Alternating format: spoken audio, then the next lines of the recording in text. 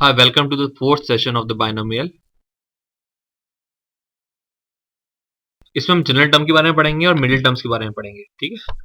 General term, किसी binomial की general term यानी कि x plus a raise to power n की मैं बात कर रहा हूँ. इसकी जो जनरल टर्म होगी से t1 लिखता हूँ मैं, वो वैल्यू क्या आती है nc0 x raise to power n a0 आती है. ये हमने देखा था अभी तक. उसके बाद मैं t2 लिखता हूँ इसको सेकेंड टर्म क्या लिखता हूँ nc1 x raise to power n minus 1 a raise to power 1 ऐसे लिखते हैं. फर्स्ट टर्म स्टार्ट करते हैं nc0 से nc1 nc2 चला जाता है. तो फर्स्ट टर्म क्या होती है t1 होती है, सेकंड टर्म क्या होती है t2 होती है, थर्ड टर्म क्या होती है t3 nc2 x raise to power n minus 2 a raise to power 2. कोई पैटर्न दिख रहा है इसके अंदर? यहाँ तो हम पैड लिखते जाएंगे, पहली टर्म ये, दूसरी तीसरी है. जब हम t1 t2 t3 लिखते हैं, यहाँ से हम पैटर्न बनाए. फर्स्ट टर्म में यहाँ जीरो आ रहा है, यानी एक कम है, यहाँ n है, ये a0 है.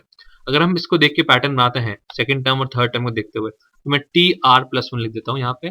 उसकी वैल्यू होती है ncr x raise to power n minus r into a raise to power r. ठीक है. मैंने r+1 क्यों लिखा? क्योंकि यहाँ पे जितनी भी एक्टिविटी थी 0 1 2 थी, 0 1 2 थी. ठीक है. n माइनस 1 n माइनस 2 था, यानी कि n माइनस 0 था यहाँ पे. ठीक है. टर्म्स थी वो क्या आ रही थी, 0 था तो 1 है, 1 है तो यहाँ 2 है, 2 है तो यहाँ 3 है. जो एक्टिविटीज थी यहाँ 0 1 2 में थी, 0 1 2 में थी. इसका मतलब हमें यहाँ पे जो भी था n माइनस आर और r लिख रहा हूँ, मैं r+1 लिख दूँ तो हमारा ये चीज सिंपल हो जाती है. यानी कि जनरल टर्म में अगर मैं हमेशा कभी बात करूँ, इस तरह की आती है प्रॉब्लम्स कि 4th टर्म बताओ, 7th टर्म बताओ, 11th टर्म बताओ, तो आपको पूरा लिखने की जरूरत नहीं है. आपको इतना बताना चाहिए कि tr+1 equal to ncr x raise to power n minus r into a raise to power r. ठीक है. तो इससे आपको जनरल टर्म पता लग जाती है, राइट. अगर मैं बोलता हूँ कि x plus 3 raise to power 6, इसकी फोर्थ टर्म बताएं. अगर मुझे इसकी फोर्थ टर्म डिटरमाइन करनी है क्या है, तो कुछ नहीं करना, x plus 3 raise to power 6 raise to fourth term निकालनी है, यानी कि tr+1 निकालना है हमें. इन tr+1 कौन सी होगी, t फोर्थ की बात कर रहे हैं, यानी कि r की वैल्यू क्या हो गई यहाँ पे 3 हो गई. ये हुआ फोर्थ टर्म, यानी कि t4 r की वैल्यू 3 हो गई, यानी कि मैं t4 यानी कि इक्वल टू t3+1. इस चीज का यहाँ ध्यान रखें, इस तरह लिखें आप, ताकि चीजें समझ में इजीली आए प्रैक्टिस के लिए. स्टार्टिंग में, बाद में हैबिट हो जाती है. इसका मतलब बात कर रहा हूं मैं nc3, यानी कि 6 से 6c3 x raise to power 3 माइ इंटू ए क्या है 3 रेस टू पावर r क्या है यहाँ पे 3 है. ठीक है. n माइनस r भी 3 है और r भी 3. तो मेरे पास वैल्यू क्या है 6c3 x³ एंड 3³. तो ये मेरे पास ये फोर्थ टर्म आ गई. तो इस चीज का ध्यान रखें यहाँ पर, राइट. सेकेंड चीज हम यहाँ पढ़ते हैं मिडिल टर्म के बारे में. फर्स्ट रूल 1 निकाल लेते हैं. रूल 1 एप्लीकेबल है जब हमारे पास n जो है x plus a raise to power n के अंदर, जब हमारे पास n है वो इवन है. अगर हमारे पास n इवन है, पावर जो हमारे पास इवन है, तो पावर अगर हमारे पास इवन है तो हमारे पास एक्सपेंशन जो होगा, कितने टर्म्स होंगे इसके अंदर, एक ज्यादा टर्म होती है. ये हमने पहले पढ़ा था, एक्सपेंशन एक ज्यादा टर्म है. टोटल नंबर ऑफ टर्म्स कितनी होंगी, ऑड आएंगी एक्सपेंशन में. तो ऑब्वियसली मिडिल टर्म क्या होगी, एक होगी. अगर नंबर ऑफ टर्म्स ऑड होती है कोई सीरीज के अंदर, तो मिडिल टर्म क्या होती है, 1 होती है. यानी कि इसमें क्या आएगी, 1 मिडिल टर्म आएगी.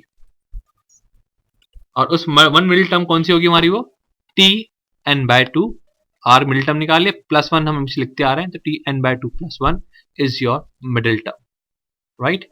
अब यही हमारे पास n, मतलब रूल 2 की बात करें, जब हमारे पास n क्या है, ऑड है. n ऑड है, नंबर ऑफ टर्म्स क्या होंगी, इवन होंगी. और नंबर ऑफ टर्म्स जब इवन होती है किसी सीरीज के अंदर, मिडिल टर्म एक नहीं होती, 2 होती है. ठीक है. कोई मिडिल टर्म डिटरमाइन ही नहीं कर सकते, मिडिल में कुछ होता ही नहीं है. Equal even number of terms है, तो मिडिल टर्म अगर बात करेंगे तो दो तरह के टर्म्स की बात करेंगे. ठीक है. तो वो टर्म्स क्या होंगी हमारे पास, वो होगी हमारे पास tn+1/2 एंड tn+3/2. ये हमारी दो मिडिल टर्म्स होंगी जब हमारे पास n क्या आ गया, इवन आ गया, ऑड आ गया, तो नंबर ऑफ टर्म्स इवन हो गई. ठीक है. तो इसका मतलब ये बात हो गई कि ये ना, इसको जनरलाइज करते हैं. n इवन है, मिडिल टर्म लिख देता हूं मैं, क्या थी, tn+12, यानी कि n+2/2. n ऑड है, मिडिल टर्म क्या होंगी, 2 होंगी. कौन कौन सी होंगी, tn+1/2 tn+3/2. और मैंने यहाँ हाफ इसलिए ना लिखते हुए +2/2 इसलिए लिखा ताकि आपको याद रहे। मिडिल टर्म्स ऐसे याद रखो n+1/2 n+2/2 n+3/2, यानी 1 2 3 मिडिल टर्म होती हैं। 2 जब यूज करेंगे जब इवन है, और 1 और 3 जब यूज करेंगे जब ऑड है। 1 और 3 ऑड नंबर होता है। 1 and 3 is the odd number, हमें ऑड नंबर टाइम यूज करना है। 2 जो है इवन नंबर है तो इवन टाइम पे यूज करना है इसको। ठीक है, एग्जाम्पल ले लेते हैं इस चीज के ऊपर। Find the term containing y cube in the expansion of 2x minus y raised to power half raised to power 10। इसके एक्सपेंशन में जो भी इसका एक्सपेंशन होगा उसमें y क्यूब की टर्म्स में बतानी है, जिसमें y क्यूब आता है। तो वही टर्म बताएं जिसमें y क्यूब आता है। अब हमें पता नहीं कि y क्यूब किस में आएगा, हम जनरल टर्म एक्सपेंशन लिख देते हैं। इसका जनरल एक्सपेंशन में TR+1 के फॉर्म में लिखेंगे हम। पूरा एक्सपेंड करने की जरूरत नहीं है, 10 तक कहाँ तक एक्सपेंड करोगे। TR+1 लिखते हैं हम इसका। TR+1 मतलब 10CR, ठीक है, 10CR 2x raised to power 10 minus r और minus y raised to power minus y raised to power half है यहाँ पे, कि पावर क्या है r आ गई। ठीक है, तो हमारे पास ये चीज आ गई TR+1। दोबारा लिख देता हूँ TR+, थोड़ा सजा के इसको, 10CR 2n raised to power 10 minus r और minus y raised to power half की पावर r है, तो minus y raised to power r/2 आ गया। हमें ऐसी टर्म निकालनी है जहां y क्यूब की वैल्यू निकालनी है, राइट। हमें जब y क्यूब की वैल्यू निकालनी है यहाँ पे, और यहाँ पे क्या आ रहा है, y r/2 आ रहा है, यानी कि हमारे पास यहाँ पे कहीं पे भी y नहीं है।